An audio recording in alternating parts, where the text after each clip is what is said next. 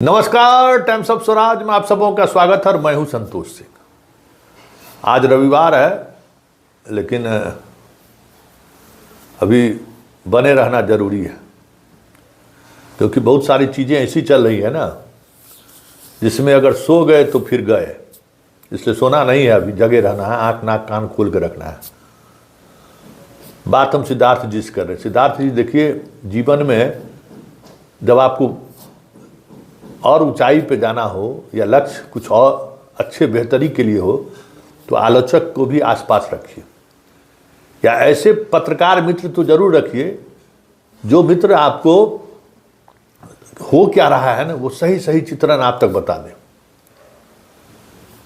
चाहे वो कितनी आपकी आलोचना क्यों ना करें। आप ग्राउंड जीरो पर क्या हो रहा है वो आप तक, वो उससे आप समझ सकते हैं। तो मेरा खबर बनाने का उद्देश्य सिर्फ यही रहता है कि आप तक वो बातें पहुंच जाए। हाँ, ये अलग बात है कि उस खबर में मेरा टेम्परामेंट थोड़ा कड़वा होता है, थोड़ा तीखा होता है, थोड़ा इंडिविजुअली अटैक होता है, ताकि आप, आजकल का ब्यूरोक्रेसी का चमड़ा बहुत मोटा हो गया है, समझे, साधारण बात से असर नहीं होता है। तो जब उस तरीके से अटैक होता है ना तब उन्हें एहसास होता है कि अच्छा ऐसी बात। तो इस तरीके से हमारी खबरों का आप लिया कीजिए, और मेरा कोई उद्देश्य नहीं रहता है। अब देखिए हो क्या रहा है, जितना आपका डीपीओ है ना खेला शुरू कर दिया है, चॉइस पोस्टिंग का कि कहाँ कौन जगह देना है दीजिए। और जिसको आप हटाए हैं, हालांकि पाठक जी हम चलाए थे बीपीएससी वाला में, क्या किया था मालूम है? जिस स्कूल में टीचर था ना उसी स्कूल में वो बीपीएससी वाला भी टीचर गया है। पंचायत में भी बहुत लोग हैं, अपने पंचायत में, अपने प्रखंड में, अपने गांव के आसपास बहुत सारा ऐसा खिलाड़ी निकला जो अपना स्कूले में करा लिया फिर से। तो जब उस बार टीआरई 1 में जब खबर चलाए ना तो टीआरई 2 में पाठक उसको कान पकड़ के भगाया, तब कुछ सुधरा। लेकिन वो ग्रुप अभी भी आपके यहाँ सक्रिय है। वो जो रेंडमाइजेशन वाला जो पहले जिसको काम दिए हुए थे फिर वो सक्रिय हो गया, सक्रिय है और खेला करेगा। और आपका जो डीपीएम है, डीपीओ स्थापना, उसे सेटिंग गेटिंग सब कर रहा है। देखिए, आप ऐप बनाए, ठीक है, आपने ऐप बनाए, अभी जानते हैं आपके ऐप में क्या परेशानी हो रही है।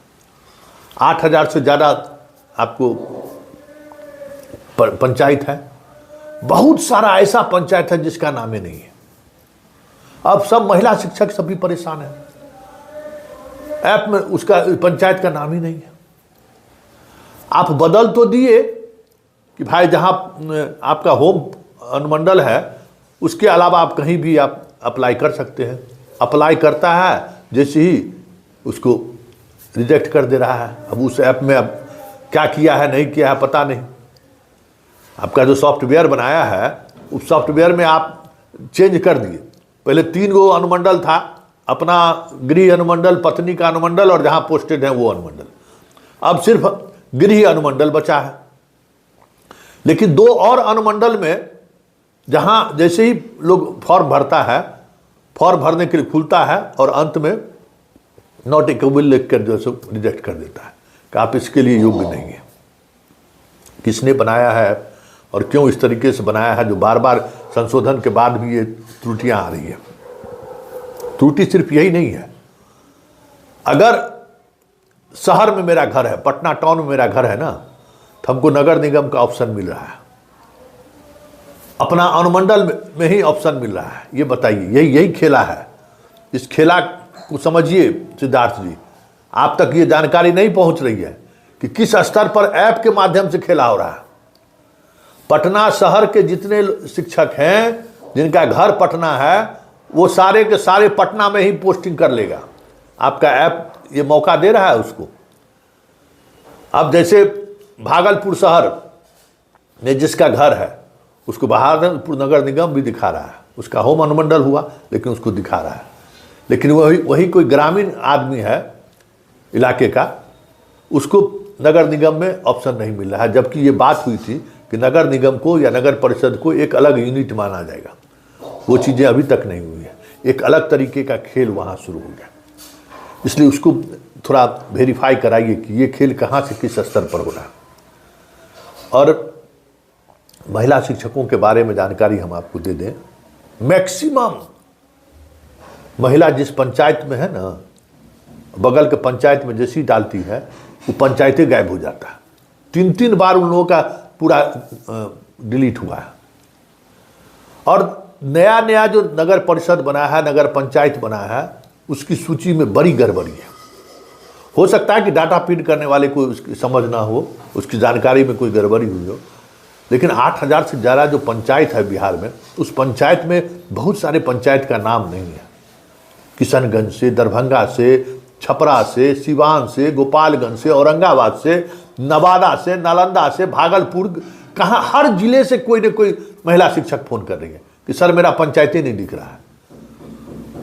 घर वाला पंचायत रहेगा तब न 10 को पंचायत का चॉइस देगा।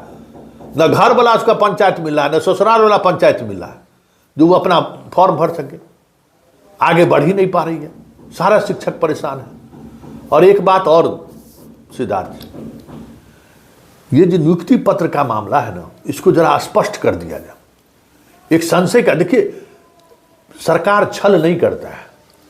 सरकार का मंच पर बोलना अलग बात है, लेकिन अगर सरकार कोई कामकाज को एग्जीक्यूट करता है, कोई नियमावली एग्जीक्यूट करता है, कुछ फैसला लेता है, उसमें छद्मवाद नहीं रहता है, कोई छल छुपा नहीं रहता है। और ये चीज़ें दिख रही हैं, नीयत सही नहीं है, ऐसा लगता है।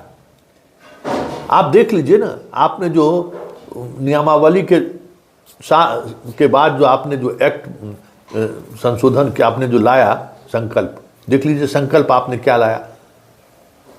फिर उसमें आपने जो नोटिफिकेशन निकाले उसमें क्या निकाले, और जो ऐप काम कर रहा है उसको निकालिए। आपको नहीं लगता है तो कोई एक टीचर को आप किसी टीचर से सीधा संपर्क कीजिए। कोई टीचर जो आपके गुड फेथ का टीचर हो उसको बुलाइए, और चुपचाप आप दोनों आदमी बैठ के उस ऐप को मॉनिटरिंग कीजिए। आपको समझ में आ जाएगा कि किस तरीके से खेला हो रहा है।